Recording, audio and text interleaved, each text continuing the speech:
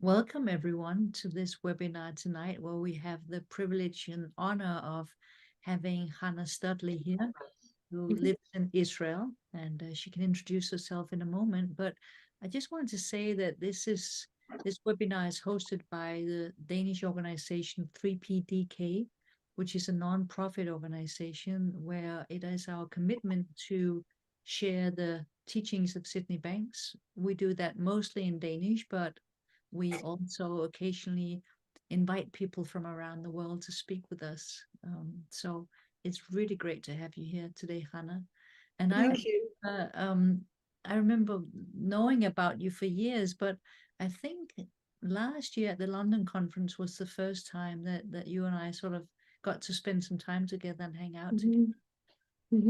Then I was asked to write the foreword of the Danish edition of Painless. I got to read it again in Danish. Yeah, thank you for doing that, and it's really special to have you write that forward. I really appreciate it. Thank you. And thank you for coming today. And you and I spoke a little beforehand, and you said that you really like to answer questions. So I thought I'd come with one, and then let you speak, and then maybe have another one, and we'll see how it goes, and then we'll open it up at some point so everyone can ask questions. Sounds good. One of the things that I love about listening to you and also reading your book is that I have a lot of clients who are in a lot of physical pain, and there's not a lot of material. There's not many people speaking about that connection between the mind and the body. And so I'd love to hear from you. What is your experiences, and what did you see around that connection that made you want to write that book that I know has been so popular? Yeah, thank you. It's a great question. I guess originally what prompted me to start, offering my experience and working with people was the fact that my pain went away when I came across the 3 principles. It was so simple. And often people ask me, what did you do to get rid of your pain, and how long did it take to go away? And I can honestly say I have no idea, because I didn't come to the 3 principles to get rid of my pain. I thought that the physical pain I was experiencing was just going to be with me for life. I'd had it for 25 years. So I didn't know it could go away. And I'd been told by plenty of doctors and osteopaths and chiropractors around the world, wherever I went, that because of the injuries I'd received, in my 20s when I went through a lot of trauma, that's just the way my body is. And it was a result of injuries and like allergies and, just things I had to put up with. So when I came across the 3 principles, it was really out of just curiosity to, dive deeper into this amazing understanding. Like, I'd been coaching people for 30 years when I came across this. I'd done all those other modalities we've all heard of, I tried everything, I lived in Southern California for a long time. So there was plenty to be doing there, like meditations and, self-realization temple and all that stuff.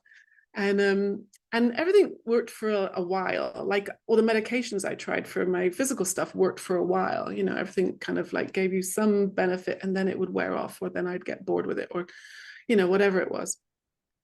So when I first heard Sydney Banks speak, it was like I found a vocabulary for what I'd suspected for a long time. I knew the problem was in my thinking. I just thought you had to do something about your thinking. So that was, I think, my real first insight. And I fell in love with it immediately. And, I went to London to do the One Thought program with Aaron Turner. And at the end of the course, I remember sitting in this chair, sitting at my computer here, and first of all, I noticed that I didn't have any pain, and I hadn't had any pain for 6 months, which was like the length of the course. And I started thinking, when did I last have a flare up? And it was literally since I had that very first insight. And I thought, really? Could that be? And And I kind of checked in with my back, and I'm thinking, I actually feel stronger now than I did when, than since I've been a teenager. I'd been paralyzed. I'd had IBS. I'd had allergies, eczema, asthma, all kinds of physical things, sciatica pain, rushed to the hospital, couldn't move my legs. And it had all gone, which was absolutely fascinating to me and amazing. I'm very grateful. And so I just got curious and started researching and understanding it. And fast forward, what I see now is that all of those physical issues I was having, they weren't as a result of my injuries, because what I learned is that all injuries heal. And all injuries heal within 4 to 6 weeks. So why was I still having pain 25 years later? Why did I have allergies for 50 years? And I know now is because my body was screaming at me. My body was screaming at me to slow down. And because I didn't understand that, and I'm not a doctor, and all the doctors were telling me other things, I never knew that. And now it seems to me so obvious, and especially now working with a lot of people with physical issues, only have to ask them a few questions. And I've noticed, and this is a generalization, but most people I've met with some kind of chronic physical issue, including myself, have a kind of perfectionist thinking, right? And something as simple as wanting everything to be right can actually send danger messages to the brain, and then our brain thinks that we're not safe, and then it puts us into the fight or flight response. And all of that is a thought-created experience. And if I can't understand that message in my mind, then my body is going to let me know. Now, not everybody's body works that way. There's just some of us, our bodies, and I think it's probably becoming more and more people, our bodies are letting us know that we've gotten caught up in our thinking, and that stress response is being overactivated. And then I just want to tell a quick story about the perfectionist thing. A few months ago, I was walking in the city center, and you know how when you're in a parking lot, they put the white lines on the tarmac, to show you where to park your car. And I was walking through, and you know how there's always that idiot who parks way too close to the white line, and then the next person can't park there, or they ding their car when they open, or have to get out the passenger side. And I'm thinking, that's so selfish. Like, why can't they just take another minute to park straight? And then I suddenly thought, it's got nothing to do with me. In fact, I don't even have a car right now because I live in the middle of Jerusalem. There's nowhere to park. And it just made me laugh so much, because my thinking was like that all the time, constantly supervising, monitoring, checking what was wrong, what wasn't right, what could be better. And I see now that all that kind of thinking was putting my brain and my body into survival mode. And so that's hence all the physical issues over the years that we're trying to get my attention to slow down. So that's kind of how I see it now, and being able to share that with other people, and them going like, oh yeah, watching the light bulb come on for other people is such a privilege. So yeah, it's been an amazing experience. Mm-hmm. It's so normal, isn't it? This mind that's so active, and it's constantly judging, evaluating, analyzing, like other people's business. Yeah. As you said. And Yeah. working with people, I mean, I've been working with people for almost 30 years, and especially the past 12 years with the principles, I also see this connection between pain and slowing down. Sometimes it's like the body is saying, if you won't listen, you will feel. Yeah. And so seeing that's like your body's screaming at you. But it's not telling you you're a bad human being, or you did something horrible in a past life, or it's simply saying you're overactive. Yeah. And I want you to slow down and take care of yourself. It's often in my work, it's that simple. But could you go back to, what did you hear and what Sid said originally, that I'm sure that through Aaron's program that became more obvious, but can you remember the original insights you had around that connection?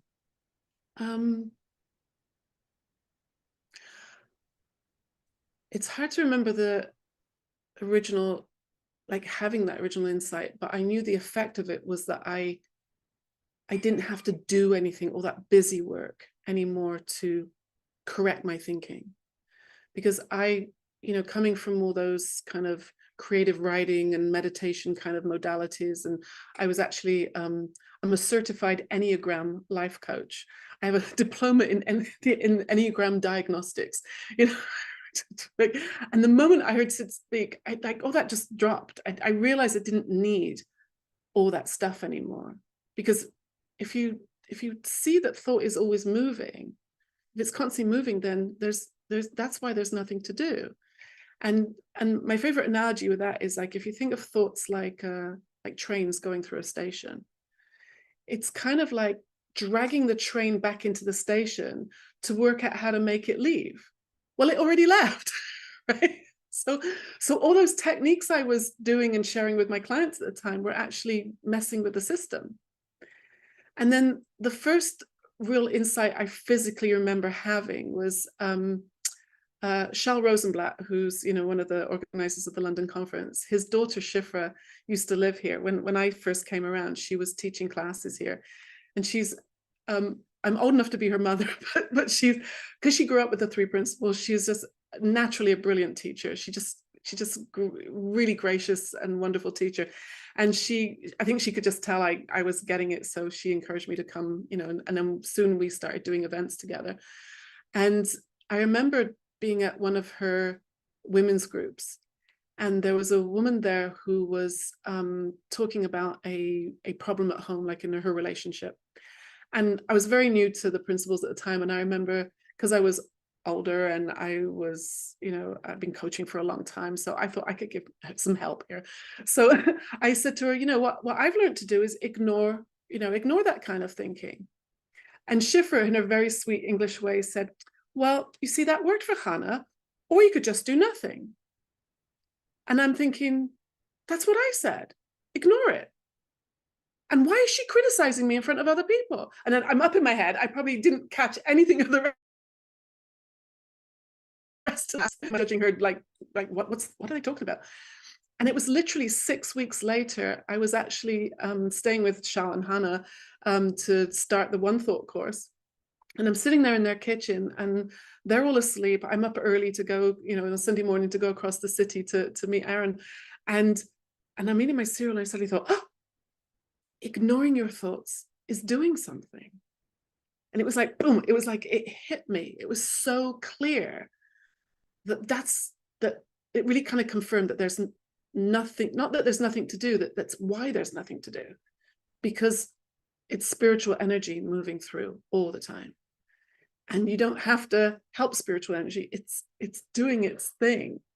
And the more of an observer I can become of that, then the less it has to affect me. I was going to say infect me, but it's probably infect, like contaminate, like Sid's word would like contaminate, right? So the less contaminated my thinking was, the more I was able to see it's flowing. And a quote I really love, and I can't remember if it's Plato or Aristotle or one of those Greek guys. Anyway, he said, like, a man cannot step in the same river twice, right? So if I think of my thought life like a stream, like a river, I might even revisit some old memories or some old thoughts, but it's always moving through, always fresh and new. And depending on my state of mind, my mood, that's how I'm going to experience it. And to tie that in with the physical thing, I've really started seeing how anxiety feels in the body. And when you can identify that and become aware of it, it's like I can see the steam train coming now and I can step out the way. I don't have to, get run over by it like I used to. And I was coaching one of my neighbors, his 12-year-old son. The school wants to medicate him. The school wants to, the ADHD thing is, like it's rampant here, and the teachers just want to, give everybody a diagnosis. And so the parents wanted me to, work with him a little bit just to see if we could slow him down, And I was asking him, I said, in the middle of the day when you have a break at school, what are you feeling in your body? And he got what I was pointing at. He said, my tummy rumbles. I'm like, yeah, your tummy rumbles, right? And then let's say you're playing football and you're running around, you get hot. Then what happens? He says, well, I sweat. I said, yeah. So we were going through all these things that the body naturally does to give us messages, to tell us we're hungry, so we need to eat, to we're sweating, so cool down. You know, if your eyelids get heavy, it means you're tired. And if your tummy is rumbling, it doesn't mean you're dying. You know, if you're sweating, it doesn't mean you're leaking, right? So, right. And if your eyelids are heavy, it doesn't mean you need surgery. They're just the beautiful way we're like divinely engineered to give us information to help us take care of ourselves. And so I asked him, what does it feel like when you get speeded up, you know, when the teacher is, you know, on your telling you off, right? He said, he went like this. He said, it feels tight here. He said, that's your body letting you know we need to slow down. And he's like, oh. Now, I have no idea if he got it, but I think I got more out of that conversation than he did. But, you know, it just like learning to see how the wisdom of the body and the wisdom of the mind. And actually, this was an insight I got when I was writing Painless, was, you know, often in the pain management world and the medical world, we're told how the body has incredible wisdom to heal itself, you know, like a fracture, a cut, an infection. And I suddenly thought, if the same divine mind that created my body created that with intelligence, why wouldn't it create my mind with its ability to heal itself? Well, it did, right? And then, I mean, that's what, you know, we're all doing here, is learning how that system works. And you know, the more aware I become of how my body kind of talks to me. And I'm not the kind of person who, you know, I'm not sensitive to certain foods or anything like that. I'm really not that in touch with my body, other than when it tries to wake me up. And I've learned to recognize those signals. And you know, and so, you know, even sharing it with a child now, I've like learning a language and examples and metaphors to explain that. So yeah, long answer to your question. Lots of insights along the way that have kind of developed and deepened, and you know, and I think the main one is just seeing that I don't actually have to do anything because it's always moving. I mean, I think that's the main one. Yeah. I love what you said about I call it sometimes just biofeedback. Yeah. Like, or body feedback. And one of the things that I notice in the clients that I work with pain is that they misinterpret the body signal. Mean something other than slow down. So for instance, with one woman I'm working with, she says, well, I'm in pain, so I should work out some more.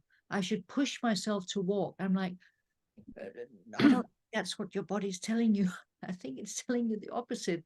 And so she was like, really? I said, well, try it and see how it responds. And so she didn't push herself. And she's like, oh, I was in no pain for 2 days. And then something else came up. But that interpretation of the feedback. Yeah. Could you say something more about that? And maybe you have other examples from other clients? Yeah. The example I often give people when we're talking about that is, I always say to them, imagine there was somebody else here, you know, on the call or in the room with us, who is shaking, breathing fast, their heart is pumping, you know, like their hands are sweating. What would you say has just happened to them? And without fail, everybody always says they've had a trauma, they've had a shock, you know, maybe an accident, something negative. And I say, okay, but what if I told you they just got off the roller coaster at the local fun park? Yay, let's do it again, right? The excitement and stress are actually the same physical reaction, physiologically. The same thing's happening. Blood pressure's gone up, heart is pounding, breathing fast, hands shaking. And we innocently interpret that as a negative thing, as a problem. Now, I'm not saying everything is exciting, you know, but when you learn to, like Sid said, not be frightened by those experiences, we can pause enough to think about how we're interpreting them. Maybe it isn't, maybe I don't have to go into panic right now. Maybe it's going to be okay. Maybe. And when our thinking slows down, and I think it kind of like pops us up to a better level of consciousness, we usually know what to do. common sense kicks in, which I personally think common sense is a highly underrated virtue these days. So common sense kicks in, and then we just get guided. And if you are in an emergency, you will be guided to find the exit or call the emergency number. I did a course with a medical doctor, a mind-body medicine medical doctor once, and he called it the mom rule. He was American, so he'd say mom, right? The mom rule. If you went to your mom, and obviously we're talking about an idealistic mom here, but if you went to your mom with a boo-boo, with a cut, with a something wrong, what would she do?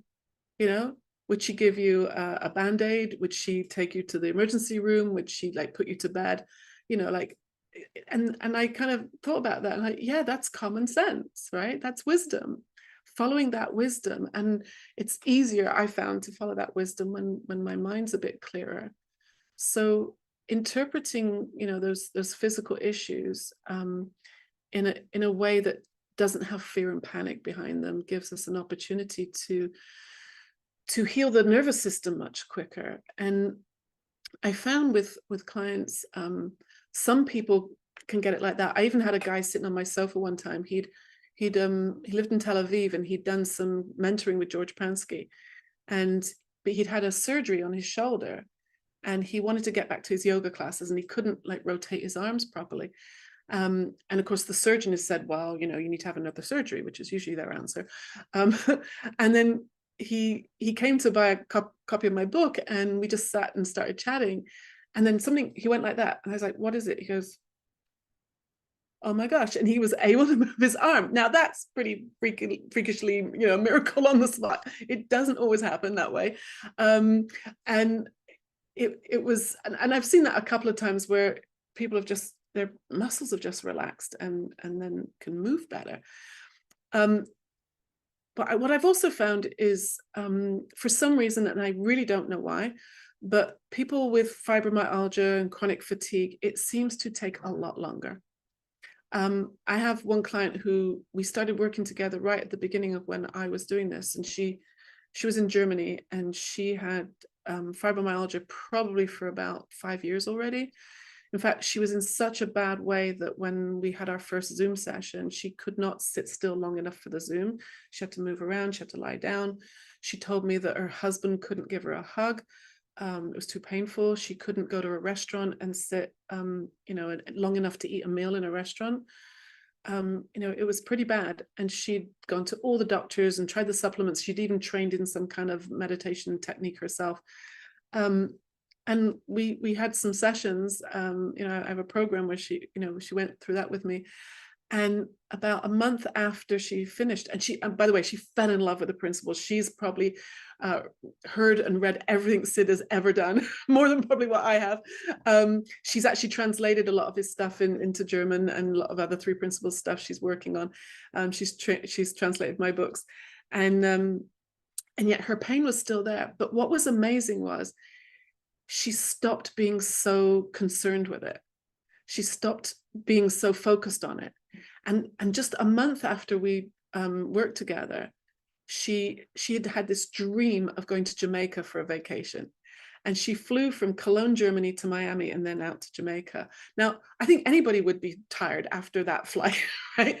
And she did it. And she spent 3 weeks in Jamaica and had this dream vacation, just relaxing and reading. And then she came back. And it's been a couple of years now, and her pain has gotten less and less and less. But she never talks about it anymore. Occasionally I'll we're still in touch, and occasionally I'll say to her, how are you feeling? She's, oh, fine. She said, she runs every day now. She works in her garden. At first she would have to rest after a run. She doesn't have to do that now. She's working in her garden and enjoying the most amazing life. And even though she still has some, muscle soreness, it's not a big deal anymore to her. It's just, she's lost interest in it, which is amazing, I think.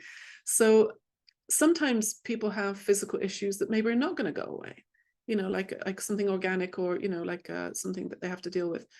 But I know that there's the physical pain, and then there's the thinking about it.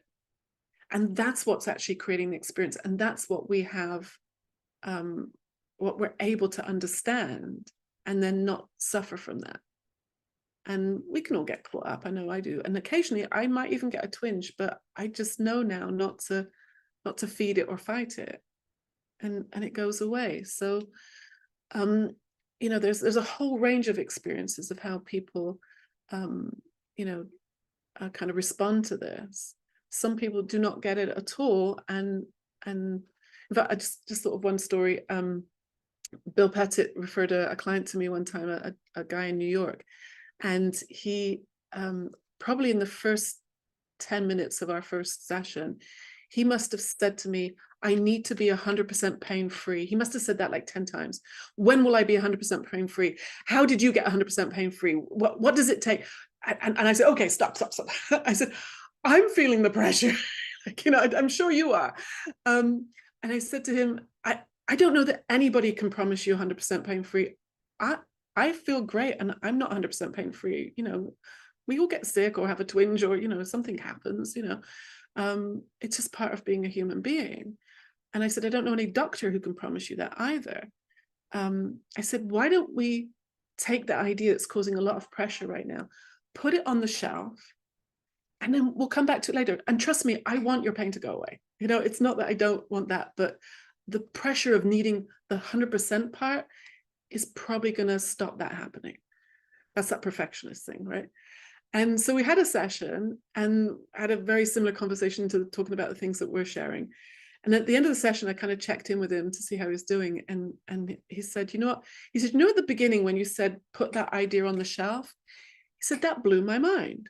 He said, I had no idea you could stop thinking a thought once you're thinking that thought. And I said to him, I said, so you mean I didn't need to have wasted my time talking for the last hour? And he said, no, I was able to hear what you were saying because I'd let go of that idea. And then we talked about the fact that there actually is no shelf, right? Just to be clear, there is no shelf, right? That was just a metaphor. And he started to get it. And as he slowed down, I can't even remember what his pain issue was now, but he was going so fast that it was keeping his nervous system revved up. And as he slowed down, whatever it was, you know, started to heal and melt away and get better. So yeah, there's a couple of client stories for you.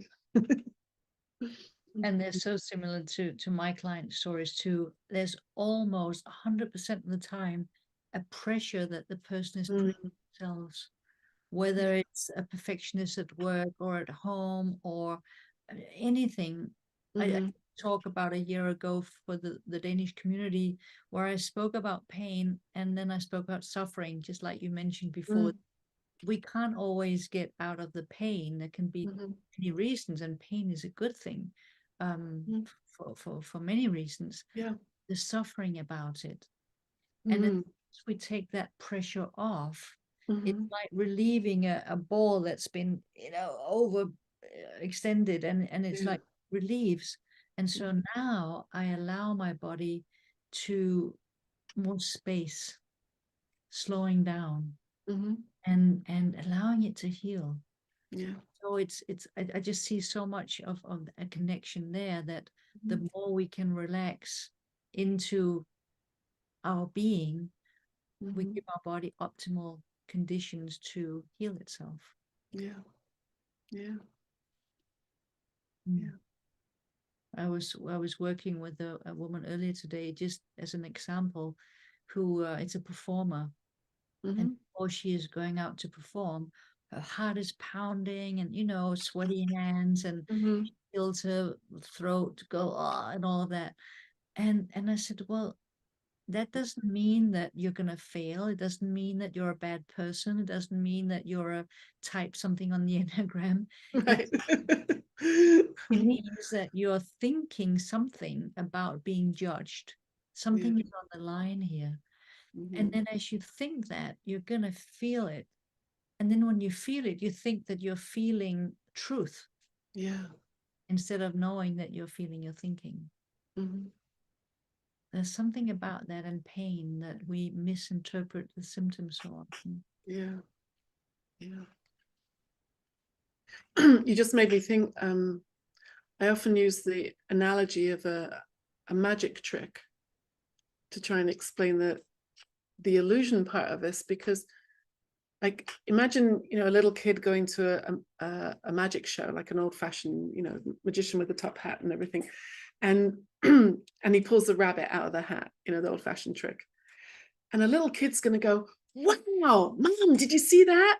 How do you do that? Like, and a little kid is going to be fooled by the trick. But as an adult, you can probably guess there's probably maybe a hole in the hat, maybe there's a cage under the table, right? You might not know exactly how he did it, but you know it's a trick, and so you're not fooled by it. Like when I know that my thinking is just an illusion, it's just a trick, and even the pain is, like you said, pain is there to serve a purpose. It's to protect us, to keep us safe. Then, and it's actually in the brain, it's not actually in the body. I talk about special effects and illusions, right? Pain is a fascinating one when it comes to that.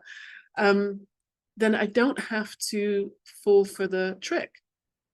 And then I always take it a little bit further and say, you know, the old-fashioned trick they used to do of sawing a woman in half, right? Now, how come nobody's calling the police? Right? How come nobody's screaming? I mean, if a man went near a woman with a massive big knife, like a big saw, you know, we'd be calling the police, we'd be screaming, there'd be someone rushing the stage to, like, you know, try and get him away, right? But we're all sitting in our theater seats watching, going, oh, wow. And so I always ask my clients that, why are you not panicking? Why are you not doing anything about it? And it's because of the context. When you know you're watching a show, like, you might not quite know how they do it. I actually Googled it. I found out that there's actually two women, they're short, and one woman's in one box and one woman's in the other box. One's wiggling her head, one's wiggling her toes, and otherwise there would be blood and, you know, someone's being arrested, right? So because we know it's a trick, we don't panic and we don't fall for it. And that's, I think, what's happened. That's another major insight with my thinking, is when I know it's not reliable, you know, I learned that pain is an unreliable indicator of the state of my body, and thinking is an unreliable narrator of the state of my mind. And you put those two together, and that could, I just thought you could actually get neurotic about that. But what I know now is that you combine that with an understanding that we're safe and that we're taken care of, and that there's a divine loving kindness behind the system, then knowing that you're going to be taken care of, it's okay to step back from that thinking or step back from that pain and just reflect on, you know, maybe I just got caught up for a minute, you know, maybe that's what happened. And it's amazing how we can just watch it flow through when that happens, not fall for the illusion. Yeah. So I'm hearing, you know, the pain is a way of our body sharing information with us. We need to listen to, and that's not always something we can ignore. It's something that can be important to us to listen to. Yeah. But what happens is that we create suffering around it because we don't like the feeling. Right. So then now we start to suffer, and the suffering is actually increasing the pain because it's creating a sort of internal pressure. Yeah. Rather than seeing it as, okay, my body is in pain. What does it need most of me? Well, maybe it needs me to relax. Maybe it needs for me to be less perfectionistic. Maybe it needs for me to simply let it do what it does. Yeah. There's this intelligence behind life that knows how to heal. But am I giving my body enough space to heal? Yeah. So I'm hearing you say that. You know, you just reminded me, I had pneumonia last November, which when I was a kid, people died of pneumonia. You know, it's like, I mean, obviously it was, I think they call it walking pneumonia because I wasn't in the hospital. I was just at home, and I'd been coughing for about 3 weeks. And, you know, that coughing so bad, you expect to see your lungs on the floor. You know, it's like, it was so bad. And so eventually I went to the doctor, and he, you know, did some tests and then sent me for an x-ray, and he called me that afternoon. He says, no, you've got pneumonia.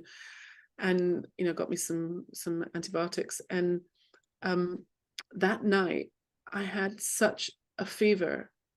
I remember kind of, you know, when you have fever and you kind of go in and out of consciousness, and I was in bed with all the covers on. I think I had a hoodie on, maybe I had a hat, you you know, when you're freezing and yet you've got all these covers on.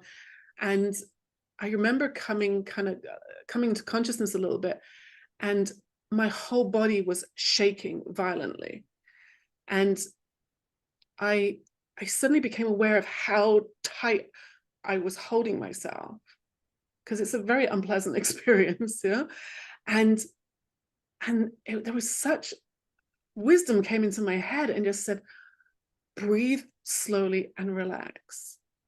And in the middle of this huge fever, I was able to like observe it. It was really weird, actually. It was quite a strange experience to kind of like the eye in the middle of the storm kind of thing, you know, in the middle of the hurricane. And my body was still shaking and still, you know, dealing with the fever, but it was doing its thing. And the antibiotics were helping. And I got better in just a few days. And I remember talking to Dr. Bill Pettit about that. And he told me that antibiotics will only work as well as your state of mind. And I thought, what? You know, I thought antibiotics are the chemicals that you take them, you get, you know, they do their job, you get better. He said, no, he said, even doctors know that. And then I suddenly thought about it, you know, like, you know, how some people have to take one antibiotic and then they have to take another and they have to take another, because when the body's in survival mode, when it's stressed, it can't make use of that healing system. And so I was so grateful that I got well pretty quickly once I got the medication and was back, you know, breathing well and, you know, no lasting effects, and it was over and done with. But it was quite a very almost like out of body experience, like being just catching myself, holding myself so tightly because of the experience, and then just letting go, and then the body just doing what it needed to do. You know, it's quite. I don't want to go through it again, but but it was a fascinating experience. Yeah. Common sense really kicks in when we, don't we? Yeah. When we don't misinterpret, when we see through the magic trick, we're able to listen to our wisdom, which guides us to do what we need to do. Yeah. So, should we invite some questions from people? Yeah. Yeah, please. Also, please, you can raise your little digital hand, which is down in the reactions button, and then we can see who it is.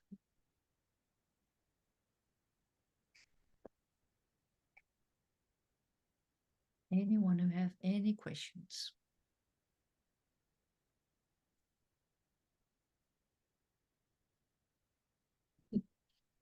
Everybody's in perfect health, right? No pain, everything. Yeah, great. We are Danish after all, the happiest on the planet, so Danish people never get sick. no pain. Nice. Know me.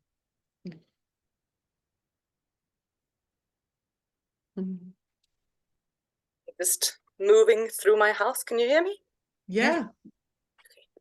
I just wondered, you spoke something about, I don't remember what you said, but a question arose in my head about if you experience that your clients or people you speak with, they create pain, so to speak, to avoid living life because they are afraid of, you know, just going out there and feeling free and being part of it all. So are you asking me if that's the case, if I see that to be true? Yeah, it was just a random thought that kind of took my mind wandering for a while. If it's, you know, to preserve, to keep tight in your life, if you see that some people create pain to keep back in life, so to speak. Does it make sense? Yeah, I understand the question. Yeah, I'm just thinking, I don't think I mean, I'm sure there is somebody in history who's done that, you know. I mean, human beings are quite creative in how they, you know, operate in the world. And I know that when I was a teenager, like I had terrible allergies when I was a kid. Well, for 50 years, I had terrible allergies. chronic hay fever, eyes burning, can't breathe. And it got me out of a lot of things in school. Yeah. All I had to do was just like touch my eyes a little bit and they could make them swell up and go red and sore, and like, I can't breathe, which got me out of school plays. It got me out of doing sports, anything I didn't want to do. It's raining. Oh, I don't want to do, not going to run out in the field today. So yeah, I can't breathe. So, so for sure, I might have, brought it on, when it was convenient. But what you're talking about is more of, I guess, more of an unconscious thing. Yeah. So it's probably quite possible. I mean, I remember, like, I also had terrible urine infections when I was little, and my mom was, my mother was actually a children's nurse, so she was very, we only went to the hospital if you're dying, that kind of thing. Like, I had to go to school even though my eyes were streaming and I couldn't breathe. And other kids at school would get, 3 days off for having a cold. I never got any days off for my allergies, because it's just allergies. Off you go, right? So my mother was pretty tough.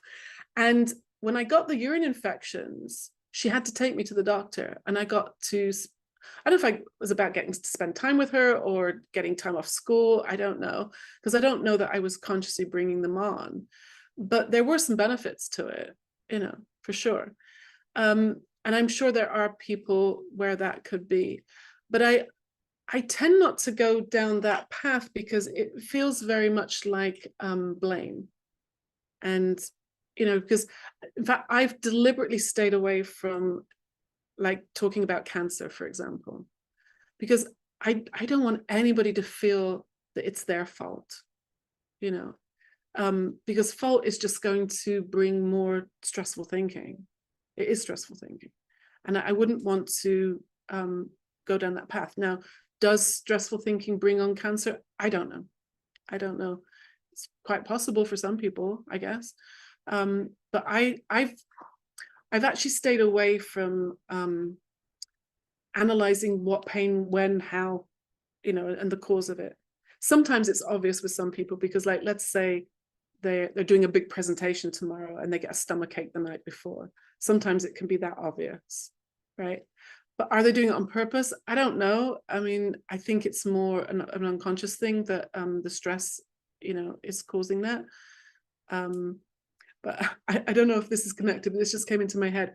I remember the urine infections I had went away when I was a teenager, and then they came back for a while in my 30s when I was in Los Angeles. And I went, I just had regular health insurance like they have in America, and my doctor his office happened to be in Beverly Hills, and he was next to the hospital. So he said, let's do a test. We can do it now, right? If you're free. I'm like, sure, we'll do it now. So, showed me into his surgery, into the hospital. And I don't know how they do it now, but back then they would have to put an IV in your arm, and they would inject a dye, and then they take like a zillion x-rays to watch the dye go through your kidneys and, or your system. And the nurse put the IV in my arm, and then she went away to see if the x-ray machine was ready or something. And I'm in a hospital gown now. And she came back in the room, and I was like, she goes, are you okay? And I'm like, yeah, I'll be okay. And I suddenly thought, what am I doing? I was fine when I walked in. I didn't even have an infection at the time, right? And I thought, you put me an IV in my arm and put me in a hospital gown, and I start acting like a sick person, and I was getting all weak and bent over, and I'm like, yeah, can you help me off the table? And I thought, snap out of it. It was like, I caught myself. This is like way back, before the principles. And actually, just a funny ending to that story, when I went back to the doctor for the results, the doctor was looking at my x-rays, and he said, gosh, I don't know how to tell you this, which is not something you want to hear from a doctor, right? And I'm like, what? He goes, you've got 4 kidneys. And I'm like, what? I'm like, is that good or bad? He said, well, they work, so I guess it doesn't matter. Right? So I have 4 kidneys.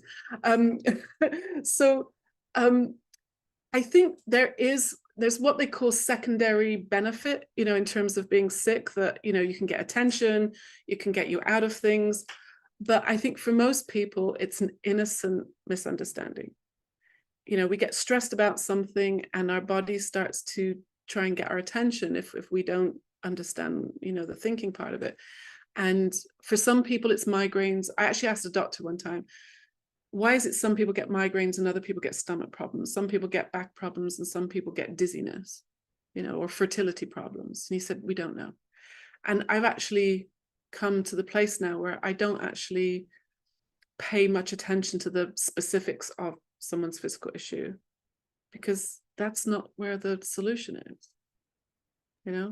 People call me and they say, have you worked with people with plantar fasciitis? And I'm like, quick, Google that. What is it? Oh yeah, it's foot pain. And I never want to dismiss someone's suffering and pain, but it's a distraction. What we want to get to is understanding how experience is created and how that works. And then whatever people are up to, innocently or consciously, in a right mind, that's gonna melt away. So.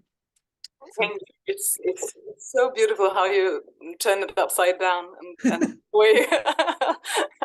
Yes. Yeah. Turn it upside down. Absolutely. Yeah, pleasure. So we have a question from the chat. Somebody's asking if you could talk a little bit more about experiences with clients who have chronic fatigue. I mean, yeah, I'll just say something about, but yeah. I think chronic fatigue and fibromyalgia are very similar. In fact, I heard a doctor one time described it this way. He said your average person's nervous system, he said, imagine it like the strings of a guitar, right? You pluck the strings, there's a vibration, we get a sensation. That's how a average person, experiences sensations in their body. He said, but people with chronic fatigue and fibromyalgia, he said, it's like their nervous system is like an electric guitar. And it's an electric guitar that's been plugged in. And you plug an electric guitar into an amplifier because it amplifies the sound, right? So as you turn up the volume on an amplifier, the sound gets bigger and bigger. And he said that's what it's like with people with these conditions, is their nervous system is getting more and more sensitized. So even the simplest thing like a touch or having to walk from here to there is absolutely exhausting, is absolutely painful. And I remember Bill teaching me that he said anybody in a low state of mind is going to feel pain at a much more intense level, the same kind of pain, than someone who's in a better state of mind. Same pain. I mean, as if you probably check how two people can experience pain the same, but your state of mind, you can just tell it in yourself. And like an example I often use is if you stub your toe on the kitchen table and when you're sick, it's going to be, who put that table there? But if you stub your toe on the way to, get the pizza that just arrived, then you probably don't notice it for very long because you're eating the pizza and watching the movie. You've forgotten about it. Same tissue damage, different experience.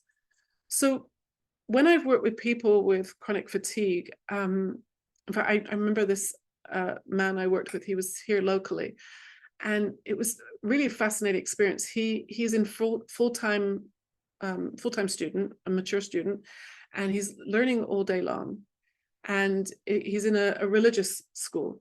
So there's he puts such pressure on himself to be learning. It's like a waste of time if he's not learning all the time, to the point where he was walking down the street with a book.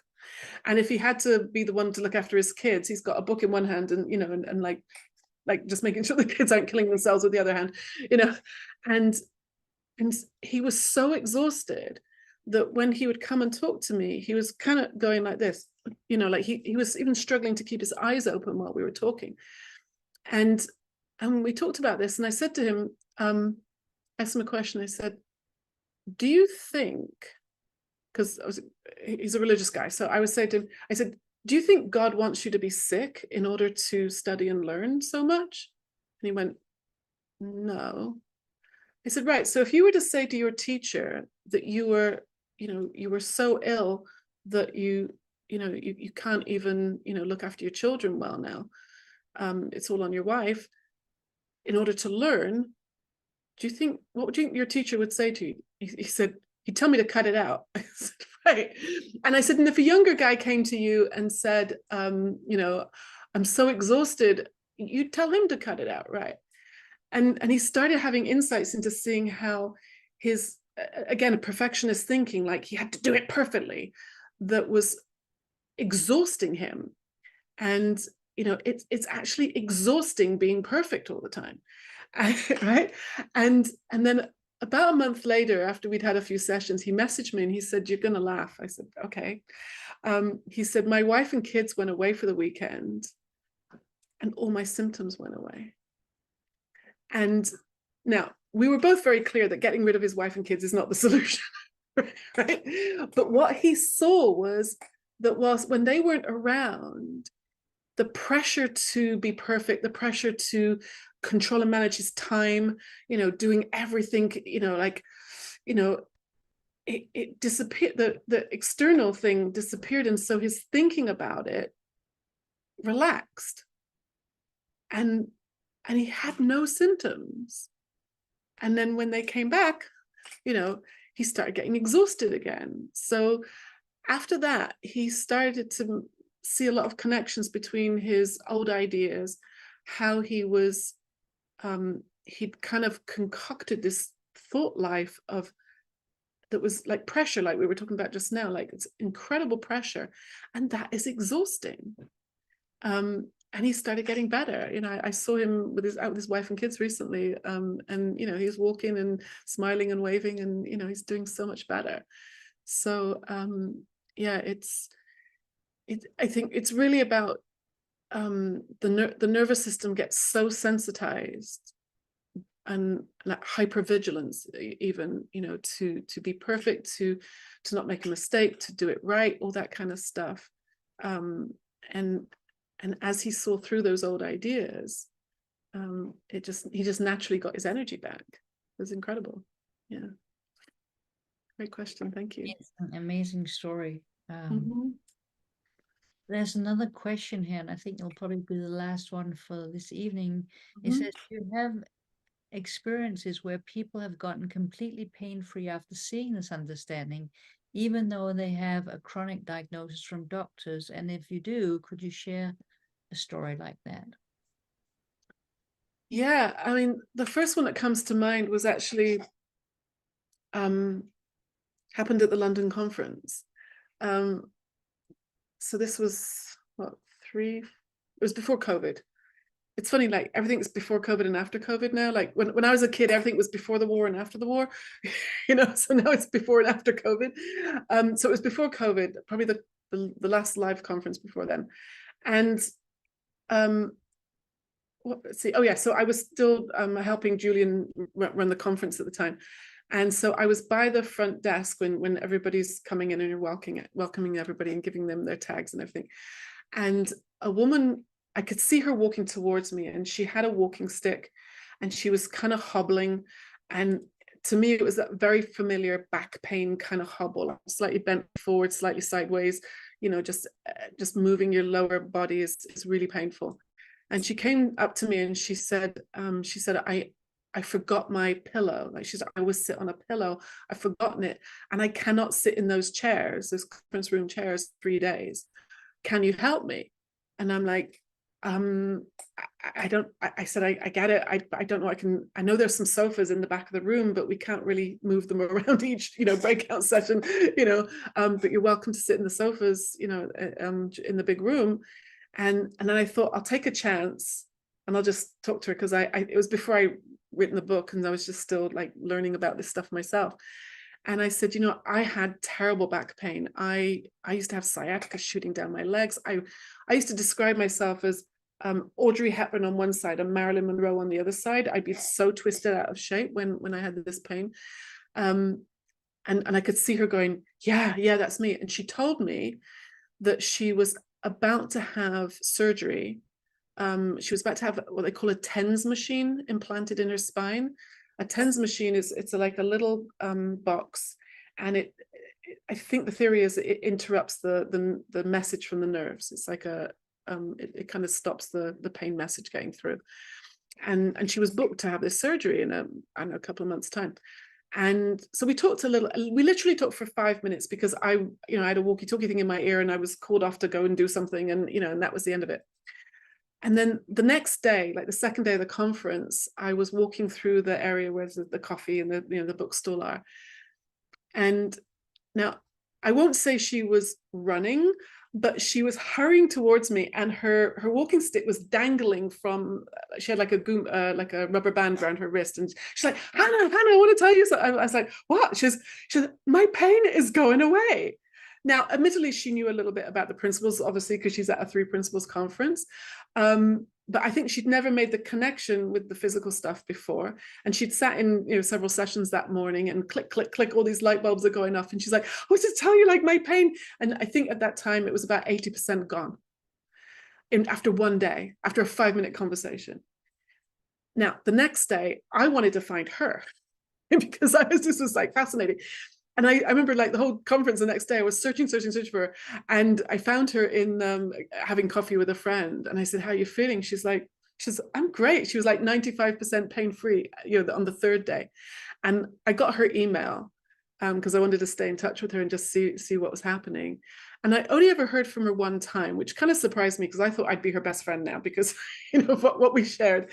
But she emailed me one time, and she confirmed that, I think it was a month later, she was still 95% pain-free. And I'm guessing that she canceled the surgery. I don't know for sure, because she never replied after that. But yeah, so that's my favorite story about like a pretty wham bam situation where insight really can be that powerful. Yeah. It's amazing the miracles that can happen when we start something. Yeah. Yes. Yeah. Well, it's been absolutely wonderful, and there's some great comments in the comment box, people saying thank you and great metaphors, and I want to thank you also from the community that you came today. And I want to let everyone know that the book is now translated into Danish. It's called Smerte. And it can be bought we have a 3P shop called Tre Butikken, and it can be bought there. And I hope that you read it. And also this webinar will be posted on the 3PDK YouTube channel, so it can be watched again. And I'm sure it will be. So I just want to say thank you so much for everything, and we'll see you again soon. Yeah, my pleasure. Thanks for inviting me. Thanks, everyone. Thanks for coming. Okay. Soon. Bye. Bye.